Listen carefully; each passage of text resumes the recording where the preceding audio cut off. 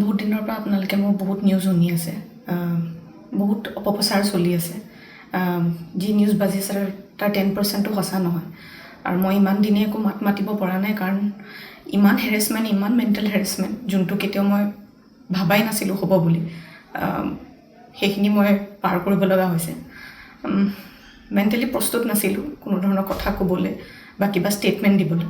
সেইটো কাৰণে 7 দিন মই যেনে তেনে কটালোঁ। কিন্তু এতিয়া জোখতকৈ বহুত বেছি অপপ্ৰচাৰ চলিছে।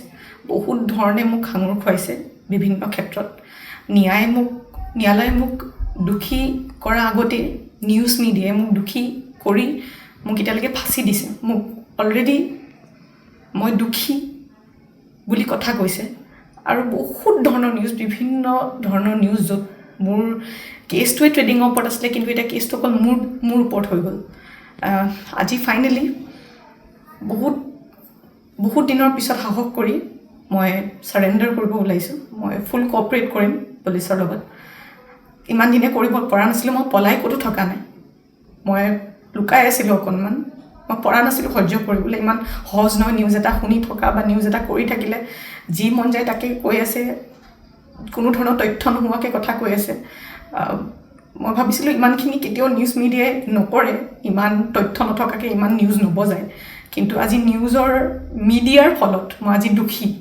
গোটেই মানুহৰ আগত মোৰ মান সন্মান, মোৰ মা দেউতাৰ, মোৰ পৰিয়ালৰ গোটেইবোৰ উলংঘ হৈছে।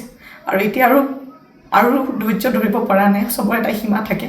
সেইটো কাৰণে আজি মই ছাৰেণ্ডাৰ কৰিম। আৰু মোৰ বিশ্বাস যে তথ্য চাই ন্যায়ালয়ে ডিচিশ্যন ল'ব, আৰু মিডিয়াৰ নিউজ চাই নহয়। চ' আজি মই ছাৰেণ্ডাৰ কৰিম আৰু মই ফুল কোঅপাৰেট কৰিম পুলিচৰ লগত। আৰু মোৰ বিশ্বাস যে যদি মোৰ সত্য হয়, মোৰ কোনো ধৰণৰ শাস্তি নহয়। বহুত দিনৰ পৰা আপোনালোকে মোৰ বহুত নিউজ শুনি আছে, বহুত অপপ্ৰচাৰ চলি আছে। যি নিউজ বাজি আছে তাৰ 10%ও সঁচা নহয়। আৰু মই ইমান দিনে একো মাত মাতিব পৰা নাই, কাৰণ ইমান হেৰেছমেণ্ট, ইমান মেণ্টেল হেৰেছমেণ্ট, যোনটো কেতিয়াও মই ভাবাই নাছিলোঁ হ'ব বুলি, সেইখিনি মই পাৰ কৰিব লগা হৈছে। মেণ্টেলি প্ৰস্তুত নাছিলোঁ কোনো ধৰণৰ কথা ক'বলৈ বা কিবা ষ্টেটমেণ্ট দিবলৈ। সেইটো কাৰণে 7 দিন মই যেনে তেনে কটালোঁ। কিন্তু এতিয়া জোখতকৈ বহুত বেছি অপপ্ৰচাৰ চলিছে। বহুত ধৰণে মোক সাঙুৰ খুৱাইছে বিভিন্ন ক্ষেত্ৰত। ন্যায়ালয়ে মোক দোষী কৰাৰ আগতে নিউজ মিডিয়াই মোক দোষী কৰি মোক এতিয়ালৈকে ফাঁচি দিছে। মোক অলৰেডি মই দোষী বুলি কথা কৈছে।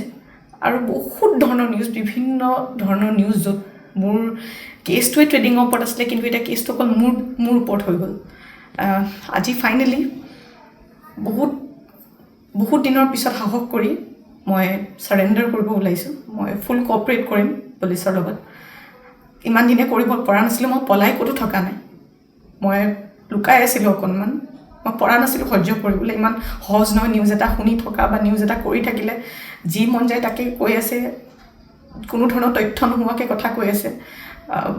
মই ভাবিছিলোঁ ইমানখিনি কেতিয়াও নিউজ মিডিয়াই নকৰে, ইমান তথ্য নথকাকৈ ইমান নিউজ নবজায়। কিন্তু আজি মিডিয়াৰ ফলত মই আজি দোষী। গোটেই মানুহৰ আগত মোৰ মান সন্মান, মোৰ মা দেউতাৰ, মোৰ পৰিয়ালৰ গোটেইবোৰ উলংঘ হৈছে। আৰু এতিয়া আৰু ধৈৰ্য ধৰিব পৰা নাই। চবৰে এটা সীমা থাকে। সেইটো কাৰণে আজি মই ছাৰেণ্ডাৰ কৰিম। আৰু মোৰ বিশ্বাস যে তথ্য চাই ন্যায়ালয়ে ডিচিশ্যন ল'ব, আৰু মিডিয়াৰ নিউজ চাই নহয়। চ' আজি মই ছাৰেণ্ডাৰ কৰিম আৰু মই ফুল কোঅপাৰেট কৰিম পুলিচৰ লগত। আৰু মোৰ বিশ্বাস যে যদি মোৰ সত্য হয়, মোৰ কোনো ধৰণৰ শাস্তি নহয়।